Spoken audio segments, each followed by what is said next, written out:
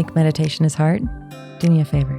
Take a slow, deep breath in, and now breathe out. Congratulations. You just meditated.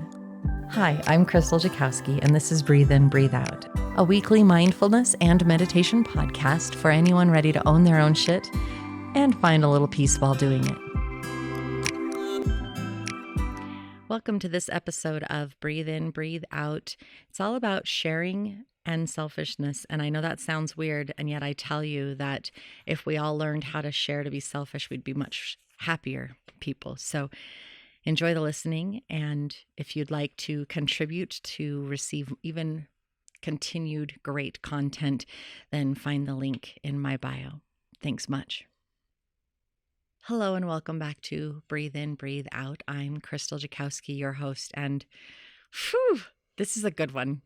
This is a good one, and I love how it all came about. I love how it all came together. So thanks for joining me, and I hope you like what I have to say as much as I'm excited to tell you about it. In my life as a caregiver, I went through a really rough patch. My mom was shifting medications a lot, and that meant that we were dealing with the side effects from the medication, as well as trying to see how the medication was dealing with the symptoms that we were trying to work with. And she was insecure and concerned. And it was just a big jumbly mess. And it meant that I was really tired and emotional. And I was really struggling to make it through. And one day I was supposed to jam with a friend. He has written music albums, and every now and then he has me sing on them. And I canceled that because I was too tired. And the next day I was supposed to be tying quilts with a girlfriend. And I kept that because she's a friend that doesn't care if I'm not at my best. And she's a friend that I can absolutely be real with. And I am so grateful that I have that. If you have that, be grateful, because not everybody has that. And so I invited her over. We were already getting together, and we just sat there and we tied quilts. And it was beautiful because on the one hand, I was being productive. They're going to be Christmas gifts. And on the other hand, I was totally relaxed in good company. And if I wanted to cry, I could cry. And if I wanted to laugh, I could laugh. And we watched a movie together, P.S. I Love You, and finished that. And then I went to my talk dog. And it was an amazing session with my talk dog where I cried a ton, and she was so wise and helpful in her responses and support and encouragement of me. And after that, I came home and I laid on a massage table and I got a massage. And as I was laying there, we were chit-chatting about life in general. Sometimes we just were quiet and I'd fall asleep, and then sometimes I was awake and we were chatting.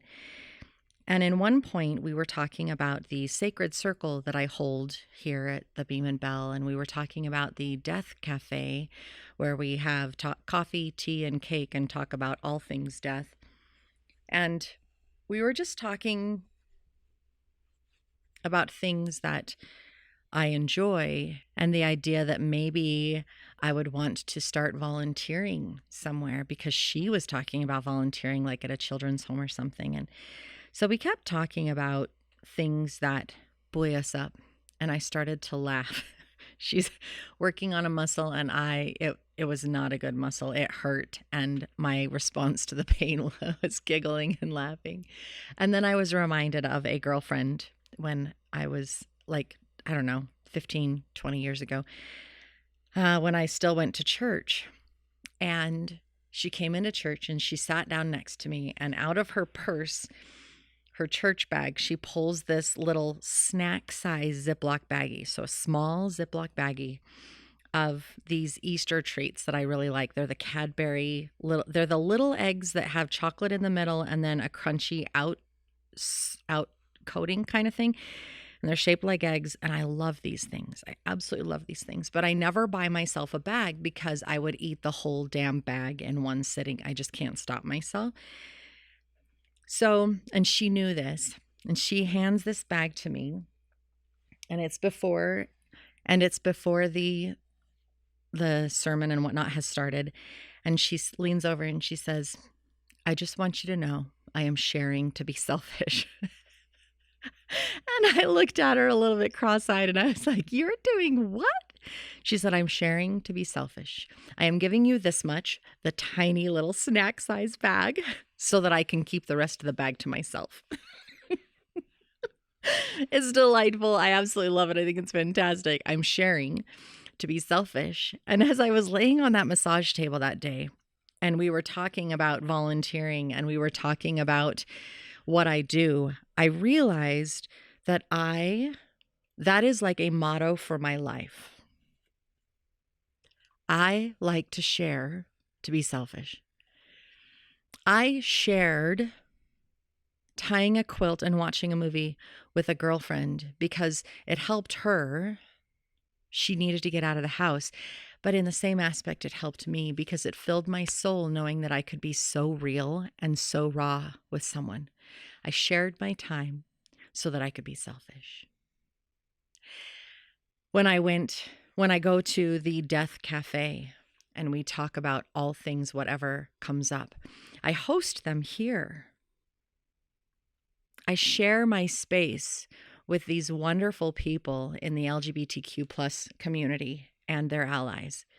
And we sit around and we talk about all things death, whether it's our own or someone else's, like a loved one, or just what we're struggling with. I share my space, but I'm also being selfish because it fuels my soul to be able to be with these people. When I do a sacred circle, I share my space and my time, whether I'm giving a talk, a spiritual talk, or I'm helping with a guided meditation or doing a guided meditation. I am sharing my time, my talents, my space with all of these people. And yet I'm being selfish because it fuels my soul. I am sharing of myself to be selfish. I love it. When I thought about volunteering, she was talking about volunteering at a children's home, sharing her time so that she could fuel her soul. It was kind of a selfish thing to do because she needs to get out and she wants to feel the gift. My younger sister, she actually started volunteering at a bakery. She was sharing of her time, but it was giving her so much more back. I want you to take a minute and think about you and your life. Are there things that you share so that you can be selfish? Do you share of your time and your energy so that you can then take time for you? Or in sharing, does that give back to you more than what you put out? Is sharing actually fueling your cup? Is sharing the self-care that you absolutely need? And I'm not saying self-care is selfish. That's not what I'm saying at all. I believe that, and actually, maybe we should all be selfish and do some frickin' self-care because quite frankly, it doesn't frickin' matter. What matters is that you have put yourself higher on the priority list and that you are fueling yourself and giving as much to yourself, if not a little bit more than what you're giving out. Because if you're only exchanging one for one, how do you ever feel better and improve? You're always like skirting on that lower. No, give yourself as much as you're giving out. My gosh. I'm fine being selfish. I am fine saying, you know what, I just can't talk about this right now because I don't have the bandwidth and I'm really super tired. And I know you need my love and support. And yet, personally, I got to take care of myself before I can take care of you. It's selfish in the most beautiful way. And it is strong and it is fantastic. And if we could all just own it and say, fuck you. Sorry if there are little kids in the car. I need to take care of me. I watched The Unsinkable Molly Brown with my mom a little while ago, before we went to visit the Molly Brown house down in Denver. And as we're watching this movie, Molly Brown said, I'm important to me. I'm more important to me than anyone I ever knew. She knew her self-worth. She knew her value. And that was in the movie. I don't know that Molly Brown actually said that in real life, but in the movie, this is what she said. And I thought it was so beautiful. And I had to write it down because it's a reminder. She was the most generous, giving woman. She was constantly doing galas and parties to fundraise for different needs, whether it was a children's home or building a church or whatever it was. She was on the Titanic. She helped people get through it. She was on a boat that was not picked up for several hours after the Titanic sank. Then after it sank, she was the one who was making all of these wealthy people pitch in because there were a bunch of immigrants on that boat as well. And they had packed everything that they had onto that ship and they had lost everything, including their spouses, their fathers. And she was like, I'm going to help these people. She was a beautiful person. And yet the idea that somebody would recognize that they are that important. You are so important because if you did not exist, then who would love the people that you love the way that you love them? Who would support the people that you want to support the way that you do it? You know, in the Bible, there's this one story, whatever you want to call it, and it's talking about tending your garden.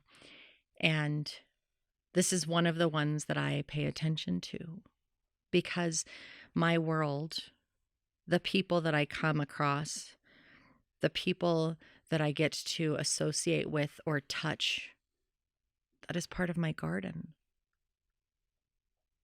And my garden, for better or worse, can affect the gardens around me and the gardens around those and the gardens around those.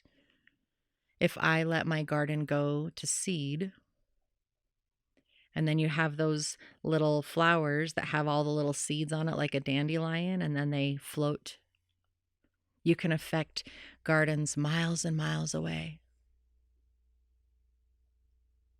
Unknowingly, simply by how you tend your garden. Now, coming back to this topic of sharing to be selfish, I share my knowledge with other people. Part of that's selfish because it helps me feel better knowing that I have dropped a gem, that I have given a seed of beauty, and they can let it grow if they want to. They can fertilize it and water it. Volunteering, I'm sharing to be selfish because I'm sharing my time, and yet the joy and the peace that I get from that is so beautiful. Every now and then this concept comes back around, and I'm reminded of the beauty of it. I'm reminded of that day in church when I just had to laugh out loud. It was a good thing that the service hadn't started because I would have been a little disruptive. And I always, when I see those eggs in the store at Easter, I always remember sharing to be selfish. It's just that now I see it in a new light.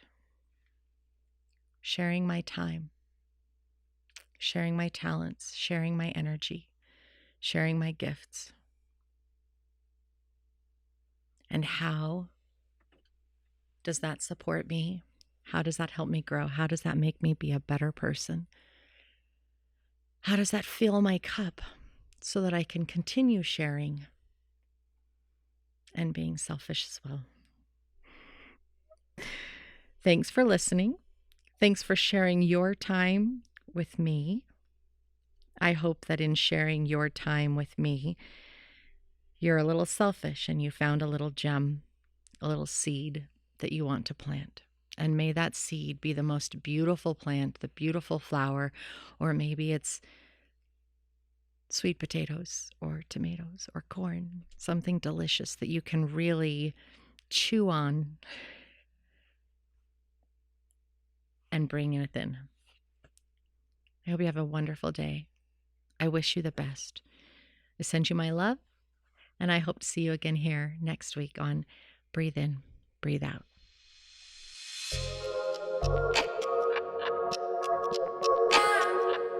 I hope this moment of self-care and healing brought you some hope and peace.